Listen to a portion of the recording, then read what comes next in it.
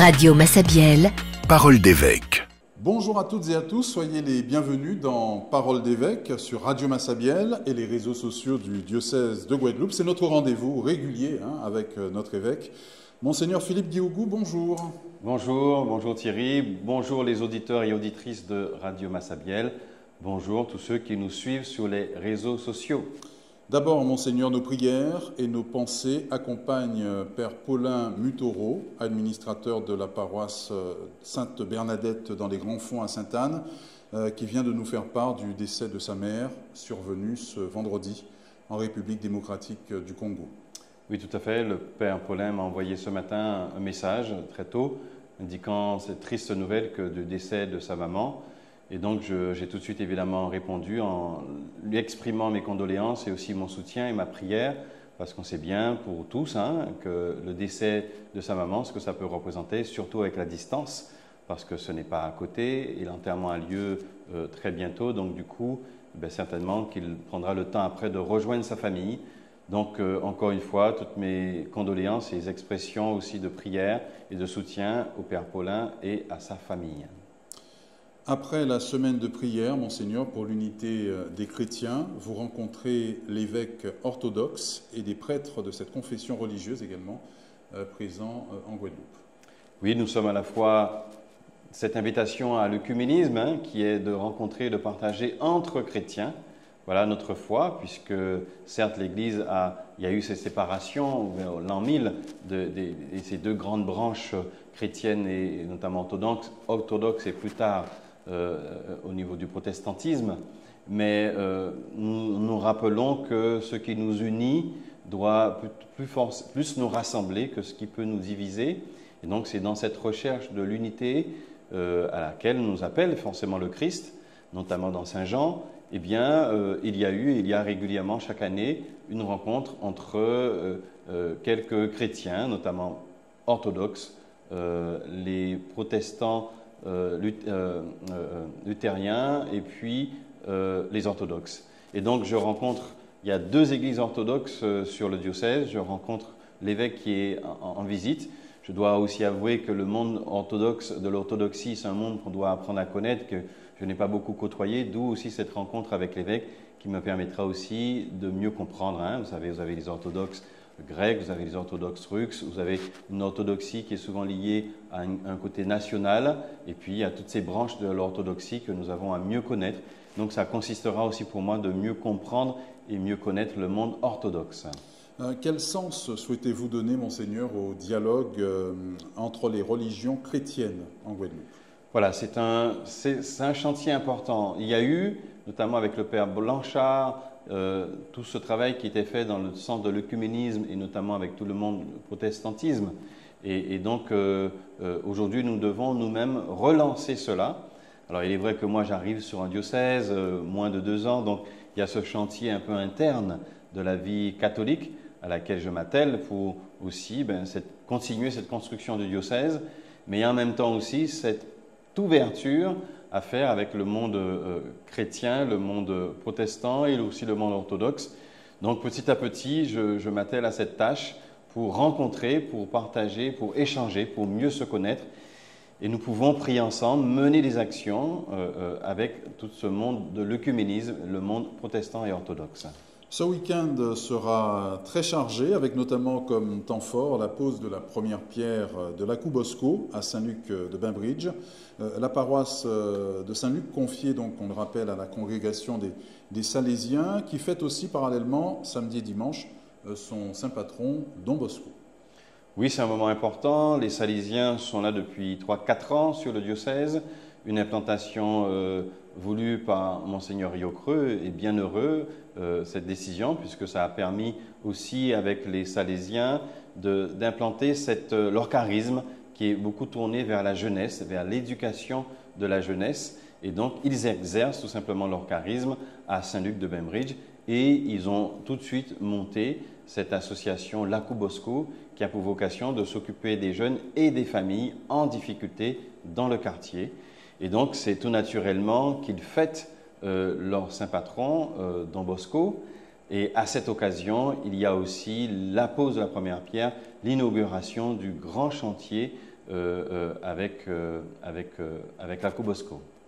Très bien. Don Bosco, on le rappelle, un prêtre qui consacra tout son ministère à la jeunesse, à l'éducation des jeunes. Quelle résonance doit avoir son message aujourd'hui pour notre Église, pour notre diocèse, nous tous qui sommes appelés à déployer nos meilleurs efforts pour notre jeunesse, car oui, c'est un des gros enjeux pastoraux de notre diocèse, la jeunesse. Oui, et puis je reviendrai sur cette inauguration, puisqu'elle est vraiment importante, cette inauguration avec ce partenariat avec la CAF, où le diocèse a fait ce partenariat aussi avec la paroisse et les Salésiens pour à la fois céder un bout de terrain. Nous allons vers une construction, un agrandissement de cette action sociale. Il y aura du coup qui deviendra affilié à la CAF. Et donc, il y a des gros enjeux à la fois financiers, mais aussi d'avenir. Et lors de cette inauguration, d'ailleurs, nous aurons en principe le préfet ou le sous-préfet qui sera là, la présidence du conseil général et régional ou leurs représentants qui seront là, la mairie et moi-même, évidemment. Donc, vraiment, nous allons marquer d'une façon très forte ce lancement de ce projet tant attendu et tant travaillé. Alors, ça s'inscrit évidemment dans... là où est la force de l'Église, c'est d'inscrire aussi un projet humain dans une dimension spirituelle. Et donc, Don Bosco, comme on l'appelle, italien, autour du XIXe siècle, en fait, va développer 3 axes. Il va développer l'aspect de la raison, rappeler que l'enfant est celui qui doit être cultivé, enseigné, et sortir aussi d'une logique qu'on pouvait avoir de cette époque du XVIIIe, XVIIe et XIXe siècle, de l'éducation, mais par la punition. Donc, Don Bosco va dire, mais non, le jeune est un enfant à respecter et donc nous ne devons pas concevoir une éducation par la punition, mais au contraire par l'accompagnement et la tendresse qu'on doit donner, la raison et l'enseignement. Il va mettre évidemment la religion en avant, de dire que cet enfant, si nous voulons qu'il soit un homme demain, eh bien, il doit être un homme de foi. Donc Don Bosco va concevoir cet aspect et puis, comme je disais, l'affection. Quelle affection, comment on prend en compte le jeune qui est là et on l'aide à se reconstruire. Donc Don Bosco va mettre ce triptyque en avant, la raison, la religion, l'affection, et cette méthode en fait va faire des émules. Il y aura donc du coup les Salésiens qui vont, comme ordre religieux qui va se construire autour de ces méthodes que propose Don Bosco, le fondateur. Et donc ça donnera toutes ces œuvres salésiennes, toutes ces œuvres autour de Don Bosco. Jean-Marie Petitclerc, par exemple, est très connu pour celui qui a, en tout cas en France, porté hautement cette dimension éducative, par exemple. C'est l'occasion aussi de saluer ce gros travail fait par les Salésiens au cœur des quartiers, de ces quartiers populaires, comme on dit. Oui, bien sûr. C'est bien avant, on n'a pas attendu le pape François ni Monseigneur Philippe Guirgou pour cette notion de périphérie aller vers. Et donc, on a bien des éducateurs, bien des religieux, bien des religieuses qui ont fait ça, soit dans le monde de la santé, pour aller avec Saint-Louis de Marillac, par exemple, avec tout ce qui s'est fondé comme ordre religieux autour de la santé, les dispensaires qui étaient tenus par les religieuses, et évidemment dans le monde aussi de l'éducation et des jeunes, tout ce qu'il y a autour des écoles, si on prend Anne-Marie Javoué. Donc en fait, l'Église a et est toujours un peu, comme on dit, experte en humanité, mais aussi en dimension foi et éducation. Et donc, les Salésiens apportent ce charisme, développent ce charisme, nous montrent aussi la voie à suivre, si j'ose dire, et rappellent à l'Église l'essentiel de ce qu'est l'éducation religieuse et l'éducation des jeunes.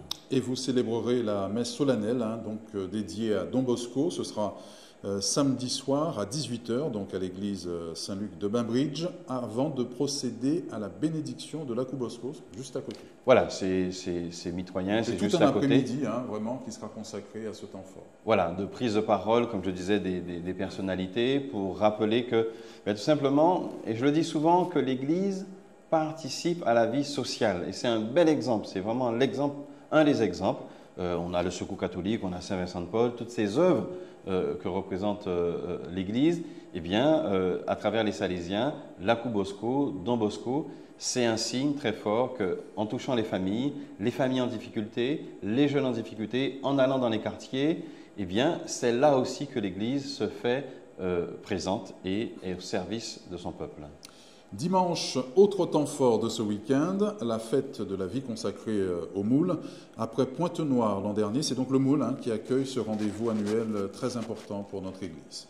Oui, c'est un rendez-vous important auquel je tiens. Et puis, c'est très bien, j'ai rencontré sur le diocèse aussi une structure de vie religieuse organisée avec un bureau qui regroupe une religieuse de chaque congrégation, le père Juste qui est spiritain, qui accompagne aussi ce bureau.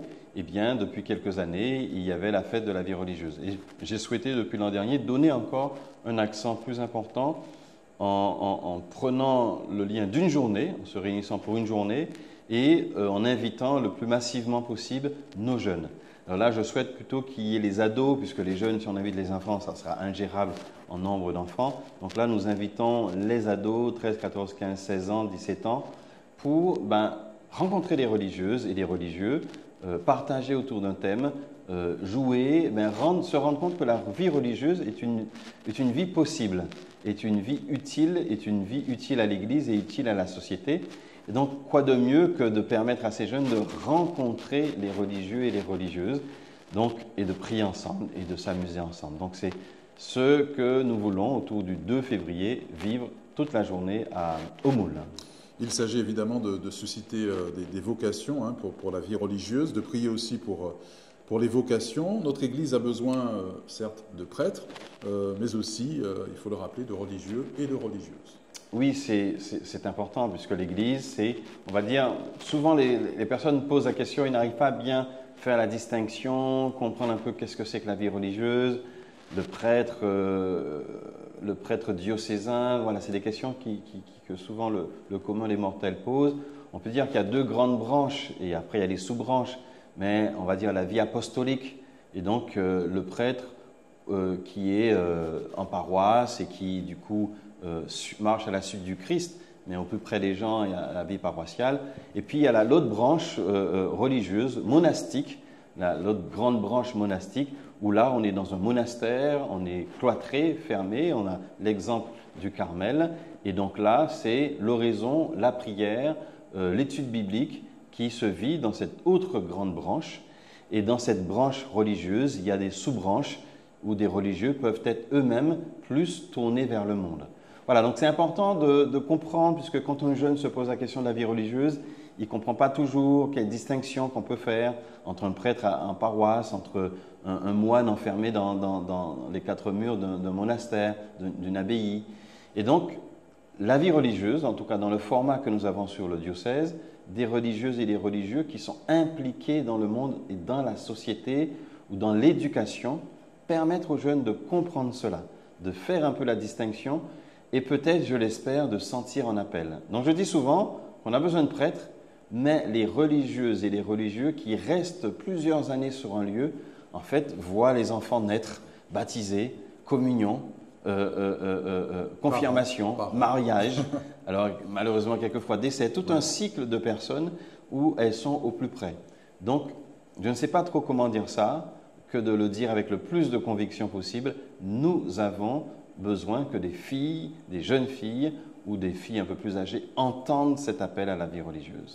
Aux jeunes justement qui nous écoutent ou nous regardent et qui commencent sans doute à vivre cet appel ou peut-être qui feignent de ne pas l'entendre, parce que ça peut arriver aussi, ou qui ne sont pas en tout cas fermés à l'accueil de cette vocation, de ces vocations, que dites-vous ? C'est ce que je viens de dire, c'est que nous avons besoin d'eux, le diocèse a besoin de leur jeunesse, a besoin de leur intelligence, de ce cœur, de besoin de se donner en fait pour le Seigneur, de donner ce don de soi. Voilà, c'est surtout ça, le don de soi, se donner aux autres. Et c'est cet appel que je lance aux jeunes, donnez-vous aux autres, sans compter, donnez-vous, puisque ce don est le don le plus précieux et qui ne se compte pas en argent, mais qui se compte par le fait que nous marchons à la suite du Christ. On va vous aider à trouver dans quel sens ce don vous pouvez le faire, dans le choix que vous pouvez faire. Et donc, pour cela, il y a aussi au niveau du diocèse le service diocésain pour les vocations, voilà, donc donnez-vous. C'est la seule manière que je peux inviter à cet appel. Nous avons besoin de vous, j'ai besoin de vous. Et tout cela suppose, hein, vous venez de le dire, Monseigneur, un accompagnement. Hein. Oui. Voilà, ça demande un accompagnement, d'où le fait que les religieuses aussi peuvent être là pour accompagner une jeune fille ou une femme qui se pose la question. On a un service vocation pour les prêtres. On a besoin aussi d'affiner et de progresser aussi du côté religieux pour avoir un meilleur service aussi côté féminin. Mais tout cela, vous pouvez toquer à une porte du prêtre ou de la religieuse, vous serez entendu. Ce dimanche 2 février, vous présiderez donc à l'église du Moule à 10h la célébration eucharistique de cette fête de la vie consacrée qui coïncide cette année avec la fête de la Chandeleur où l'on commémore la présentation de Jésus au temple 40 jours après sa naissance comme le voulait à l'époque la tradition juive. Voilà, ça nous permet tout simplement de nous rappeler que Jésus était juif. Jésus est juif. Jésus naît dans une famille juive, Marie est juive, Joseph est juif. Et donc, tout ce que nous voyons dans l'Annonciation, tout ce que nous voyons dans la Visitation, ce sont des hommes et des femmes qui, Joseph et Marie, pétris de la loi, pétris de la Torah, donc qui connaissent un peu ce que dit la tradition juive. Et donc, ils vont respecter la tradition juive. Marie, certes, l'Immaculée Conception, Vierge Marie, et donc toute cette sanctification qu'il y a derrière Marie, mais Marie était juive, une femme juive. Et donc, tout simplement, elle va suivre la prescription qui dit que quand une femme donne naissance à un garçon, à un jeune homme, un enfant, garçon, eh bien, 40 jours après, elle doit se retrouver au temple pour sa purification. Donc, c'est tout simplement Marie qui suit aussi, en tant que juive, la prescription qui lui est faite. Et pourquoi, Monseigneur, associe-t-on aussi cette fête de la Chandeleur à la purification de Marie, alors qu'elle est immaculée à la base? Tout à fait. C'est ce que je disais, en fait. Qu'est-ce que nous voyons des saints? Des saints suivent la loi de Dieu, suivent ce que Dieu prescrit, ce que Dieu dit. C'est ça qui distingue le saint. Le saint est celui qui va obéir à la loi, qui va obéir au Seigneur. Et donc Marie, elle se distingue de sa sainteté parce qu'elle obéit au Seigneur et obéit à la loi juive qui dit, toute femme qui a un enfant, un garçon, 40 jours après, devra se présenter au temple pour cette purification. Et derrière cette purification, il y a aussi tout ce rite qu'il y a derrière la tourterelle ou l'oiseau qui est offert, mais aussi cette dimension aussi de la lumière. Parce que, du coup, on est heureux à travers cet enfant, d'autant plus le Christ, cette lumière du monde qui vient éclairer notre monde. Oui, la Chandeleur, donc, qui nous rappelle ce symbole central pour notre foi chrétienne, le Christ, lumière du monde. Voilà, qui rappelle que le Christ est lumière du monde. On sait aussi l'importance de la lumière dans la foi juive aussi, avec ses chandeliers, et donc qui va rappeler aussi déjà ce passage pascal, le Christ qui naît au cœur du mois de décembre, le moment le plus sombre, qui va vers Pâques, qui nous conduit vers Pâques. Et donc cette affirmation que le Christ est lumière du monde, et cette affirmation deviendra vérité à la sortie du tombeau. Cette lumière qui jaillit du tombeau, c'est le Christ vivant. Oui, ça nous rappelle aussi votre homélie de la messe du jour de Noël. Vous aviez insisté sur cette lumière, Jésus, le Christ, lumière du monde, et cette lumière que les ténèbres ne peuvent pas éteindre. Voilà, cette lumière que même les ténèbres ne peuvent pas éteindre. Et oui, je disais aussi qu'une simple lumière nous montre la direction, nous montre la voie. Donc on rencontre beaucoup de personnes qui peuvent être perdues, qui peuvent être vraiment dans les ténèbres. Et le Christ, une parole du Seigneur, un chrétien qui l'accompagne, devient chemin, devient lumière pour quitter un peu ces pièces sombres dans lesquelles notre cœur et notre vie peuvent être enfermés. Nous nous préparons également, Monseigneur, à entrer le week-end prochain, plus encore dans cette année sainte 2025, avec le Jubilé des malades et du monde de la santé, une grande journée en perspective qui se prépare dimanche 9 février prochain au CHU de Guadeloupe. Tout à fait. Cette année, moi je l'attends déjà avec impatience, puisqu'elle a commencé en réalité, puisque nous avons commencé le 28 décembre le 29 décembre, avec cette grande et belle marche que nous avons effectuée du Carmel à la cathédrale, et qui signifiait l'entrée dans la cathédrale, l'ouverture de l'année sainte, avec ce thème que je rappelle, hein, que l'espérance ne déçoit pas, de Romains 5, 5. Eh bien, nous avons pris le temps, on a une équipe qui a travaillé, là, un livret va sortir et qui va donner toutes les dates, qui va indiquer un peu le sens de l'année sainte, qui va rappeler des grands thèmes et surtout qui nous indiquera les fameux temps jubilaires, les lieux jubilaires. Donc, j'ai souhaité à la suite du pape que l'hôpital, le CHU, lieu de souffrance, mais aussi de joie, parce que lieu de naissance, donc lieu d'espérance, mais aussi l'espérance qui peut se vivre même à travers la détresse. Voilà, et c'est le sens que je veux et nous voulons absolument donner, rappeler à travers cette présence chrétienne, catholique avec la chapelle, que avec la messe des malades, le sacrement des malades, l'onction des malades, nous rappelons que quand je suis faible, c'est alors que je suis fort, que nous rappelle Saint Paul, l'apôtre Saint Paul. Nous y reviendrons dans Parole d'évêque du week-end prochain, évidemment, mais c'est déjà l'occasion de sensibiliser tout un chacun à ce temps fort important. Donc il y aura un temps d'enseignement, la messe des malades, le sacrement des malades, un temps de confession également important dans cette journée, et puis cette procession qui partira de la chapelle de l'hôpital Ricou pour aller donc à la chapelle du nouveau futur ancien centre. Enfin, bon, je ne sais pas comment on va dire ça. En tout cas, de l'actuel hôpital général. Voilà, de l'actuel CHU. Voilà. Oui, bon, on en parlera un peu plus, mais en tout cas, c'était un beau signe, finalement, et c'est un beau signe que de commencer ce temps jubilaire dans les sanctuaires, que de commencer par le CHU. Je pense que ce signe est parlant en soi. Oui.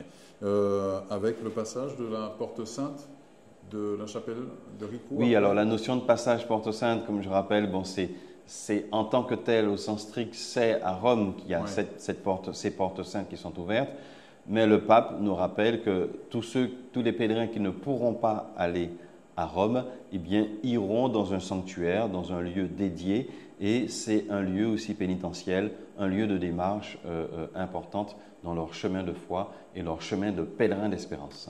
Très bien. Monseigneur, nous terminons maintenant par votre prière et votre bénédiction. Voilà, que de mieux que de commencer aussi avec cette prière du jubilé. Nous pourrons aussi au fur et à mesure nous habituer, parce que cette année de l'espérance est une année de grâce. Au nom du Père et du Fils et du Saint-Esprit. Amen. Père céleste, en ton Fils Jésus-Christ, notre frère, tu nous as donné la foi et tu as répandu dans nos cœurs, par l'Esprit Saint, la flamme de la charité. Qu'elle réveille en nous la bienheureuse espérance de l'avènement de ton royaume.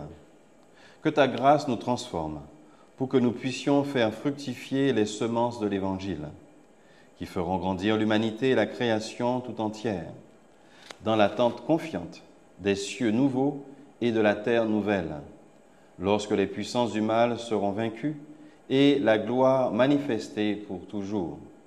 Que la grâce du jubilé, qui fait de nous des pèlerins d'espérance, ravive en nous l'aspiration au bien céleste et répande sur le monde entier la joie et la paix de notre Rédempteur. À toi, Dieu béni dans l'éternité, la louange et la gloire pour les siècles des siècles. Amen. Et que le Seigneur bénisse tout un chacun, le Père et le Fils et le Saint-Esprit. Amen.